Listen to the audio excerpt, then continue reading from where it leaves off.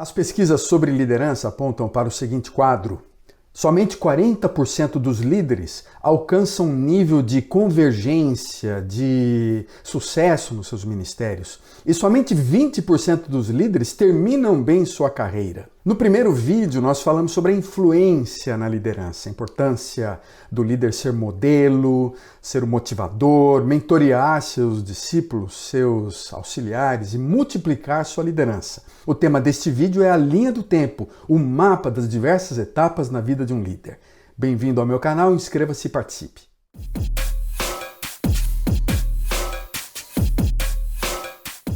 Alguns líderes a gente sabe que são tirados de uma posição de liderança fracassando logo muito cedo. Você percebe exemplos bíblicos como Sansão, como Absalão, João Batista ou até mesmo Tiago. Alguns destes, sem dúvida, eram bons líderes, embora a maioria seja formada por líderes ruins. Outros tipos de líderes passam a última parte do seu ministério de uma forma medíocre, marcada por uma decadência acentuada. Você percebe isso na vida de Sansão, por exemplo, ou até mesmo Eli, Saul, Salomão. E isso pode ser evidenciado em termos de relacionamentos pessoais, relações com o Criador, ou mesmo em termos de competência ou incompetência nos seus próprios ministérios, projetos, ou ambas as coisas. Outros líderes ainda finalizam seu ministério, sua vida de forma razoável. Eles tinham até um certo potencial para fazer a mais, mas eles terminaram seu ministério de uma boa maneira. Davi, por exemplo, Ezequias, Josafá, são alguns reis que completaram. Talvez eles não tenham completado totalmente seu ministério, aquilo que Deus tinha preparado para eles, mas eles terminaram de maneira razoável. Finalmente, há alguns líderes que concluem bem. Você percebe na teologia bíblica que eles caminham com Deus no nível pessoal, eles encontram o seu caráter, a sua vida de forma mais aprofundada, eles contribuem por um alto grau na realização dos propósitos divinos na sua vida e na vida daqueles que o cercam. Você observa isso na vida de Abraão, Josué, Caleb, Samuel até mesmo, Elias, o profeta Jeremias, Daniel, os apóstolos João, o apóstolo Paulo. Apesar de concluir a vida às vezes de uma forma até sofrida, mas eles contribuíram, eles concluíram bem seu ministério e contribuíram para o reino de Deus. O líder deve estar consciente e refletir sobre o mapa da sua vida, etapas na vida de um ministério. Na verdade, eu quero trazer para vocês um livro muito interessante do Robert Clinton, que ele trabalha o estudo da teoria do desenvolvimento da liderança. Eu quero usar algumas das suas ferramentas e avaliar um pouco daquilo que a gente poderia dizer a linha de tempo na vida de um líder. Isso quer dizer um estudo das diversas fases de desenvolvimento de um líder, um mapa da sua vida pessoal. Isso é muito pessoal, isso é muito individual e eu vou simplesmente falar de algumas etapas de maneira assim aproximada, de forma geral, para o desenvolvimento de um líder, especificamente quando a gente pensa de um líder que tem um aspecto espiritual, que reconhece a sua relação com Deus, com o Criador. Há alguns fundamentos básicos, soberanos, que fogem ao nosso controle. O primeiro estágio tem a ver com aquela ação que é totalmente soberana de Deus, do Criador, e lança os fundamentos para um líder na sua família, dentro do seu lar, num contexto social, no contexto histórico em que ele está vivendo. Deus coloca cada um de nós em contextos muito individuais, históricos, relacionais, sociais, culturais, e que eles, com o passar dos anos, das décadas, terão possibilidade de formar alguns dos pilares daquilo que nós seremos no futuro. E nessa fase é uma fase que, na verdade, nós não temos muito controle, muita ingerência, muita influência. Os eventos são da providência de Deus. As pessoas, situações, circunstâncias que nós passamos estão debaixo daquilo que o Criador tem para nós. Aquilo que nós, como cristãos, chamamos de providência. Deus vai formando esse desenvolvimento inicial da nossa capacidade, Ele vai confirmando a nossa vocação, nosso chamado, nosso desejo de trabalhar de uma forma mais específica nos projetos que Deus tem para a nossa vida.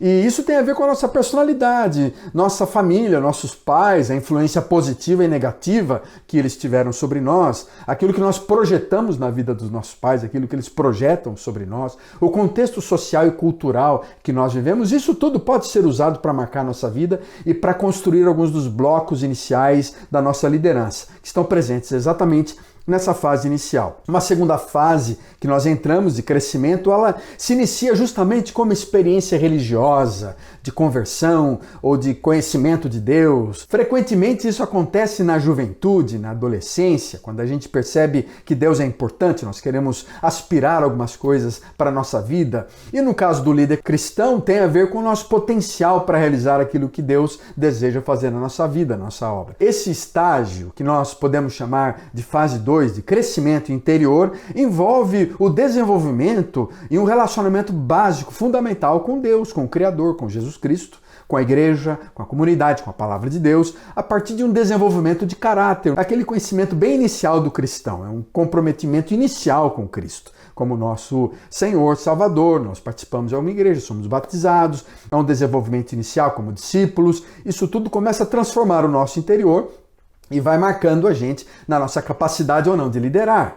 A gente vai aprendendo práticas de devoção, de espiritualidade. A gente vai testando a nossa vida em posições diversas de liderança, seja num grupo pequeno, numa célula, num ministério, num projeto social. E nessa fase, então, esse líder emergente vai começando a ter um tipo de treinamento informal, algo que se conecte com o seu ministério. É bem informal, ele vai frequentemente aprendendo no próprio contexto da igreja local, de sua organização cristã. E os modelos, então, são bem básicos, bem fundamentais. É um modelo de imitação do seu líder, é um aprendizado mais informal. Às vezes o treinamento acadêmico é muito limitado, ele vai tendo uma experiência ministerial mais básica, mas superficialmente ele está tentando entender o que Deus deseja para a sua vida e como é que ele pode trabalhar, se envolver, se engajar em projetos ligados ao crescimento da igreja, ao crescimento de sua organização e ao crescimento pessoal. É algo muito interior também que Deus está fazendo. Uma terceira fase é aquilo que poderíamos chamar nesse mapa da vida de maturidade, uma maturidade mais espiritual, mais profissional, mais ministerial. Isso pode estar ligado com um treinamento mais eficaz, com uma faculdade de teologia, com um curso à distância, a identificação daquilo que nós somos e também começar a aplicar, aprender ferramentas ministeriais, habilidades diversas da liderança, que vão pegando esse líder cru, esse líder bruto e transformando ele em alguém mais capacitado. Ferramentas diversas que ajudam a gente a crescer em termos de competências, de situações ministeriais em que a gente pode aprender novas tarefas. Isso pode envolver também o aconselhamento cristão, a gestão, aprendizado de técnicas diversas no uso da liderança dos ministérios, em que você vai combinando os dons espirituais, suas habilidades naturais e habilidades adquiridas e vai aplicando isso no seu ministério, na igreja local. Isso se torna algo importante, você vai crescendo através de conferências, workshops, você pode fazer, como eu já disse, uma faculdade de teologia, vai tendo mais treinamento formal e informal, vai desenvolvendo projetos pessoais na igreja local. A maioria das pessoas fica ansiosa para passar pela essa fase 3 de crescimento, de maturidade, e não percebe que Deus está primeiramente trabalhando nela, ao invés de trabalhar através dela. Então, essas primeiras décadas, até mesmo, os primeiros anos em que a gente vê poucos frutos no ministério, a gente percebe que a questão não é só produtividade, sucesso, resultado, números, mas é algo que Deus também está fazendo de formas inusitadas dentro de nós. Entendendo, ajudando a gente a compreender fundamentalmente aquilo que nós somos como cristãos e não apenas aquilo que nós fazemos na obra, não é? Aí pode ser que venha até uma etapa número 4 de mais maturidade na vida, maturidade pessoal e maturidade ministerial. Quando a gente pensa assim nessa nossa grande vida como sendo de duas partes, eu, por exemplo, já entrei na minha segunda parte da vida. O Richard Rohr, ele trata dessa segunda parte como sendo não mais do container, mais do conteúdo. A gente investe as primeiras décadas da vida construindo, fortalecendo um bom container, um bom box, um bom local onde a gente joga, deposita uma série de habilidades, desenvolvimentos, capacidades pessoais. Mas quando enfrentamos conflitos, sofrimentos, perdas, lutas, e luto também, isso vai nos levando a uma segunda etapa da vida, de mais maturidade, em que a gente percebe que não é o container que vale, mas é o conteúdo, aquilo que nós colocamos para dentro. E esse desenvolvimento intelectual, emocional, de afeições, de emoções, de sentimentos, vai nos levando à maturidade e à compreensão melhor da teologia. E a preparação de uma vida interior em que a gente vai juntando aqueles dons, habilidades, nossa experiência pessoal, nosso sofrimento, a nossa filosofia de ministério, e a gente vai entendendo melhor quem somos, o que devemos fazer e para onde vamos.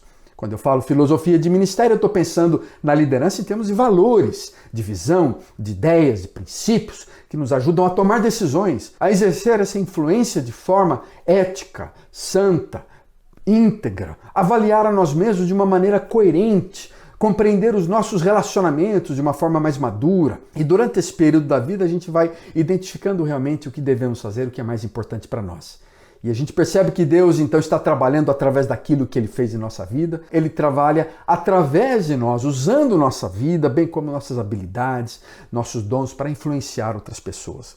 E precisamos reconhecer que é um momento em que Deus vai trazendo maturidade. E finalmente, podemos ou não chegar numa quinta etapa chamada de convergência, em que nós somos levados em determinadas funções e posições e ministérios a uma função que realmente converge, conjuga todas as nossas habilidades, experiências, maturidade e temperamento. Isso pode ser muito variado e eu não estou falando aqui de número, sucesso ministerial, produtividade, grandes igrejas, mas naquela convergência daquilo que nós somos, não apenas naquilo que nós temos habilidade, aproveitando todos os dons e talentos realmente para a glória de Deus e compreendendo que o sucesso nosso tem muito mais a ver com a nossa relação com Deus e que os frutos do Espírito então se unem finalmente aos dons do Espírito e há um balanço necessário. Não são muitos os líderes que experimentam essa fase de convergência. Frequentemente eles podem até ser promovidos para posições de liderança estruturais, denominacionais, da hierarquia, mas falham na sua capacidade, na sua maturidade, na sua espiritualidade. Além do mais, não são muitos líderes que ministram a partir daquilo que eles são, daquilo que está no fundo da sua alma, daquilo que está no seu inconsciente. Eles conseguem lidar com o consciente, com o inconsciente de forma equilibrada. E finalmente, em sexto lugar, nos anos finais da vida e do ministério. Eu estou muito longe disso ainda, mas o líder bem-sucedido experimenta o privilégio, o prazer de ser uma referência e por ser consultado por parte de líderes mais jovens a partir daquilo que ele é e não aquilo que ele faz. A autoridade, o ensino e a influência vem muito mais pelo reconhecimento de uma vida que ensinou a partir dela, de uma vida integrada, da sua saúde, do seu interior, relacionamentos construídos nas décadas que se passaram, no decorrer da vida agora são áreas naturais de influência, como a constante presença dessas pessoas em termos de maturidade, de ética, de integridade nas estruturas organizacionais onde estão. Como eu falei, somente 20% dos líderes terminam bem a sua carreira. E que o Espírito de Cristo então nos dê graça, misericórdia e sabedoria para concluir bem, caminhando com Deus, em nível pessoal, no nível das nossas vidas e das nossas relações, no nível do nosso consciente e nosso inconsciente, para que a gente possa contribuir mais nas próximas décadas para a realização dos propósitos divinos do nosso país e a vinda do reino de Deus entre nós.